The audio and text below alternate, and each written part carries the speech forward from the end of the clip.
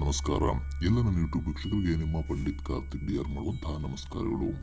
ಇವತ್ತಿನ ವಿಡಿಯೋದಲ್ಲಿ ನಾವು ಕಾಶ್ಮೋರ ಪ್ರಯೋಗ ಅಥವಾ ಗೊಂಬೆ ಪ್ರಯೋಗದ ಬಗ್ಗೆ ತಿಳಿದಂತರಾಗೋಣ. ಇದು ಅತಿ ಘನಘೋರವಾದ ಪ್ರಯೋಗವಾಗಿರುತ್ತದೆ. ಈ ಪ್ರಯೋಗದ ಅಧಿದೇವತೆ ಮಾರಣ ಪ್ರಯೋಗದಲ್ಲಿ ಬರುವಂತಹ ಈ ಪ್ರಯೋಗದ ಅಧಿದೇವತೆ ಭೈರವಿ ಆಗಿರ್ತಾಳೆ. ಈ ಭೈರವಿ ದೇವಿಯನ್ನ ಆರಾಧನೆ ಮಾಡಿ ಹಲವಾರು ತಂತ್ರೋಪಾಯಗಳಿಂದ ಯಂತ್ರ ಮಂತ್ರಗಳಿಂದ ಈ ಕಾಶ್ಮೋರ ಪ್ರಯೋಗವನ್ನು ಮಾಡ್ತಾರೆ. ಈ ಕಾಶ್ಮೋರ ಪ್ರಯೋಗವನ್ನು ಮಾಡಲಿಕ್ಕೆ ಒಂದು ಗೊಂಬೆಯನ್ನ ಶೇಷವನ್ನ ಬಳಸಲಾಗ್ತದೆ. ಆ ಶೇಷಕ್ಕೆ ವೈರಿಯ ಕೆಲ ಜೀವಾಮೃತ ವಸ್ತುಗಳನ್ನ ಅಂದ್ರೆ ಅವನ ಗುಪ್ತ ವಸ್ತುಗಳನ್ನ ಕೆಲ ವಸ್ತುಗಳನ್ನ ಬಳಸಿ ಅದರೊಳಗೆ ಹಾಕಿ ಆ ಪ್ರಯೋಗವನ್ನ 48 ದಿನಗಳ ಕಾಲ 21 ದಿನಗಳ ಕಾಲ 18 ದಿನಗಳ ಕಾಲ ಪೂಜಾ ವಿಧಿಯನ್ನ ಬಲಿ ಪೂಜೆಗಳನ್ನ ನಡೆಸಿ ನಂತರದಲ್ಲಿ ಆ ಗೊಂಬೆಯ ಮೇಲೆ ಪ್ರಯೋಗ ಮಾಡಲಾಗ್ತದೆ. ಈ ಪ್ರಯೋಗಕ್ಕೆ ಒಳಗಾದವರು ಇದ್ದಕ್ಕಿದ್ದ ಹಾಗೆ ತಮ್ಮ ಅಂಗಾಂಗಗಳ ನ್ಯೂನತೆಯಿಂದ ಬಳಲ್ತಾರೆ. ಅತಿಯಾದ ಕೋಪ ಇವರಿಗೆ ಬರ್ತದೆ. ಈ ಪ್ರಯೋಗ ಯಾವ ರೀತಿ ವರ್ಕ್ ಆಗುತ್ತೆ ಅಂತಂದ್ರೆ ಎಲ್ಲೋ ಇರುವಂತಹ ವ್ಯಕ್ತಿಗೆ ಇಲ್ಲಿ ಕೂತಿ ಮಾಡುವಂತಹ ಪ್ರಯೋಗವೇ ಕಾಶ್ಮೋರ ಪ್ರಯೋಗವಾಗಿರ್ತದೆ.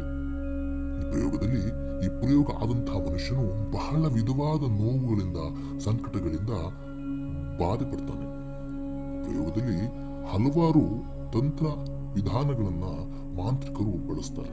ಅದೇ ರೀತಿಯಾಗಿ ಆ ಗೊಂಬೆಗೆ ಅವರ ವಸ್ತುಗಳನ್ನೆಲ್ಲ ಬಳಸಿ ಅವನನ್ನೇ ಆವಾಹನೆ ಮಾಡಿ ಅವನ ಚೈತನ್ಯವನ್ನ ಆ ಗೊಂಬೆಗೆ ಆವಾಹನೆ ಮಾಡಿ ಅದಕ್ಕೆ ಚಿತ್ರಹಿಂಸೆಗಳನ್ನ ಕೊಡುವಂತದ್ದಾಗ್ತದೆ. ಅದೇ ರೀತಿಯಾಗಿ ನೆಗೆಟಿವ್ ಅನ್ನ ಆ ಕೆಲ ವಸ್ತುಗಳನ್ನ ಬಳಸಿ ಆ ಗೊಂಬೆಯ ಒಳಗೆ ನೆಗೆಟಿವ್ ಎನರ್ಜಿಯನ್ನ ತುಂಬಲಿಕ್ಕೆ ಪ್ರಾರಂಭ ಮಾಡ್ತಾರೆ.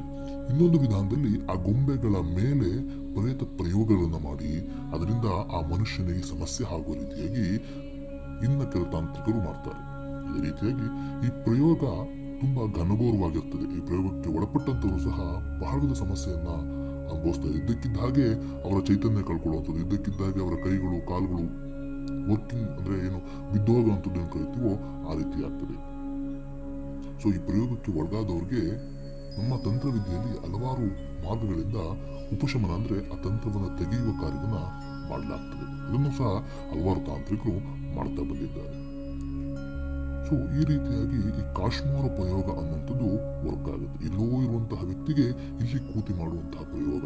ಆ ಗೊಂಬೆಗೆ ನೆಗೆಟಿವ್ಸ್ ನನ್ನ ತುಂಬಿ ಅಥವಾ ಪ್ರೇತ ಆವಾಹನೆಯನ್ನ ಮಾಡಿ ಆ ಮನುಷ್ಯರಿಗೆ ಹಿಂಸೆಯನ್ನ ಕೊಡ್ತಾರೆ. ಈ ಸಮಸ್ಯೆಯ ಪರಿಹಾರಕ್ಕೆ ನೆಕ್ಸ್ಟ್ ವಿಡಿಯೋದಲ್ಲಿ ತಮಗೆ ನಾನು ತಿಳಿಸ್ಕೊಡ್ತೇನೆ. ವಿಡಿಯೋ ಇಷ್ಟ ಆಗಿದ್ರೆ ಕಮೆಂಟ್ ಮಾಡಿ, ಲೈಕ್ ಮಾಡಿ, ಶೇರ್ ಮಾಡಿ ಅಂತ ಹೇಳ್ತಾ ನಮಸ್ಕಾರ.